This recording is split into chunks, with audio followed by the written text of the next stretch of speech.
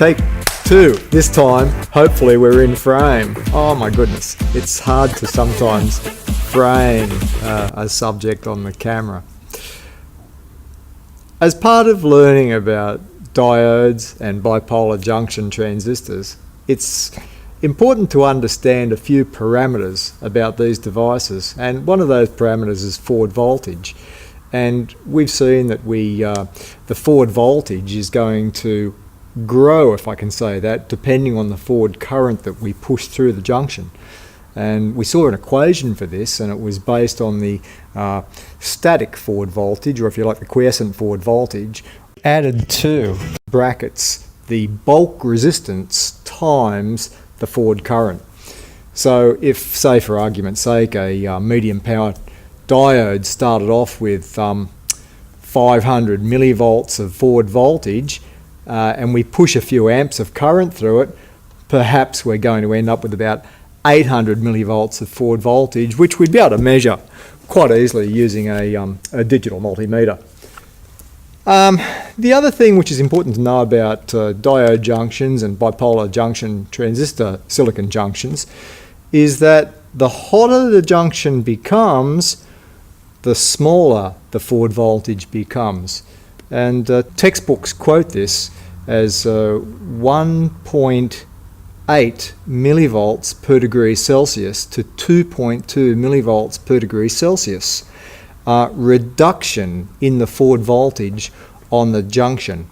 So today I've put together a small demonstration showing what will happen if we in fact have a diode working with a small series circuit powering a lamp, diode forward biased of course.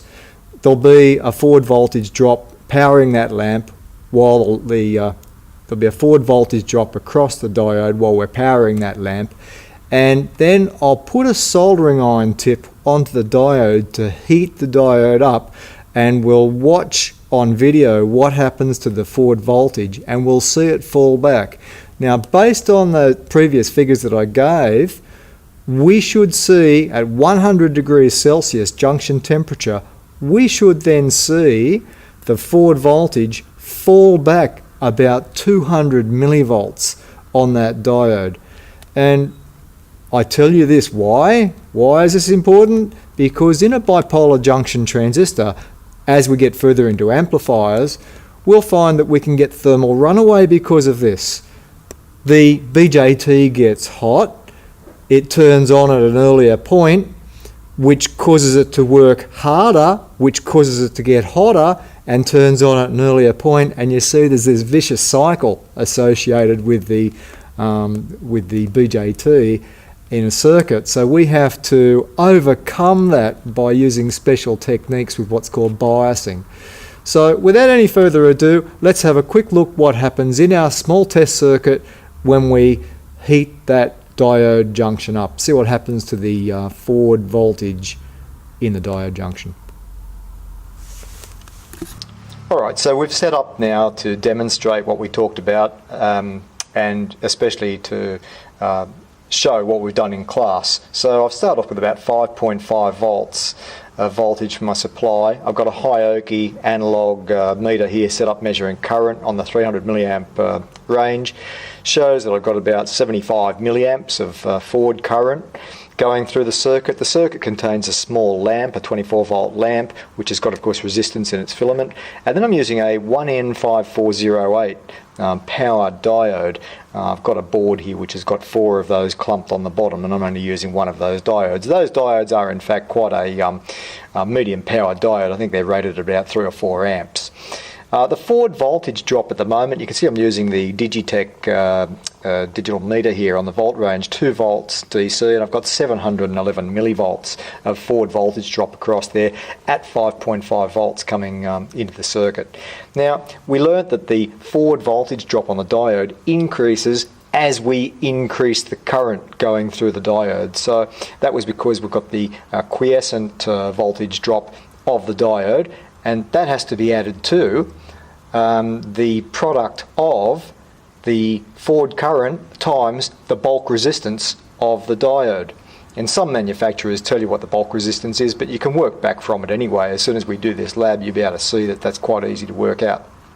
So what I'll do, I'll increase the voltage, and you can see immediately the lamp is glowing brighter, and we've got the forward current going up now.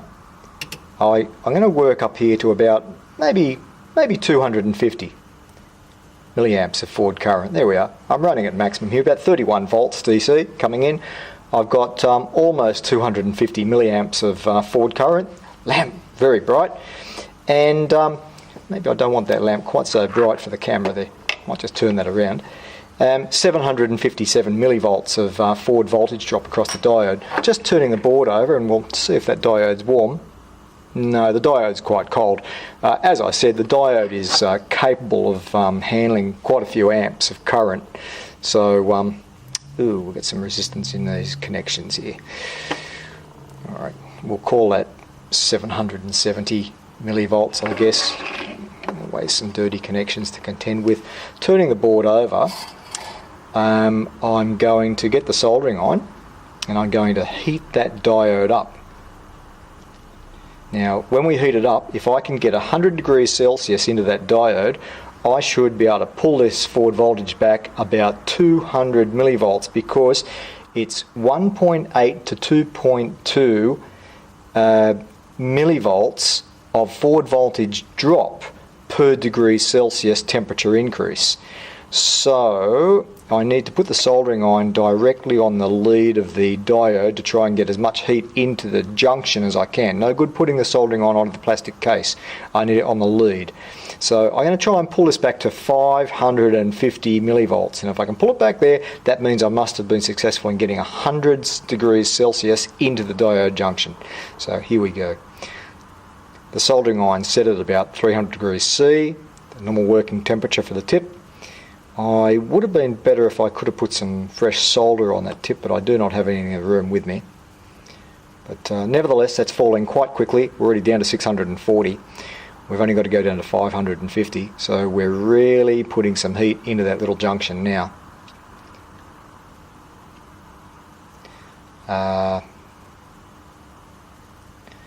Okay.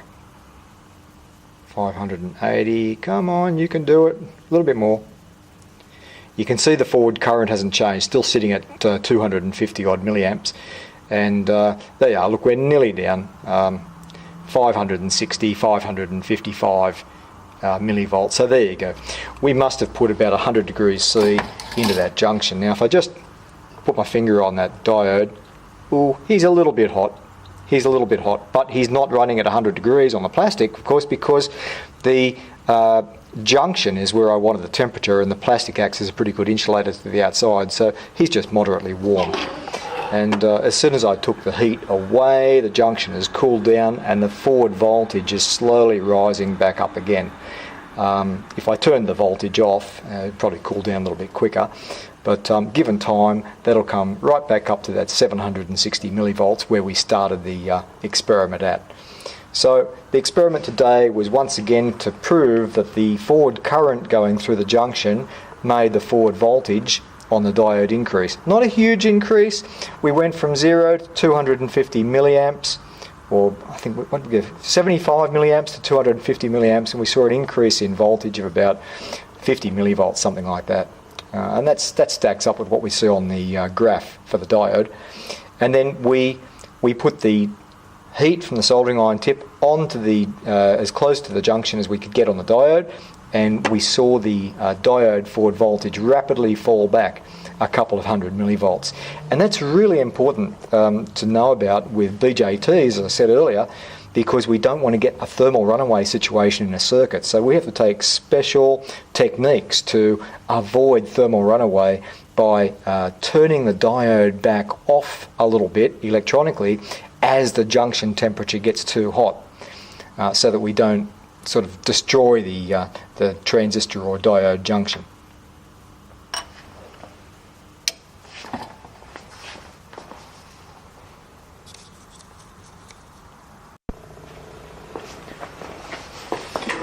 Alright, check number 2. Are we in frame? And also, if I move the meter up here to see what's on the meter, can we see it?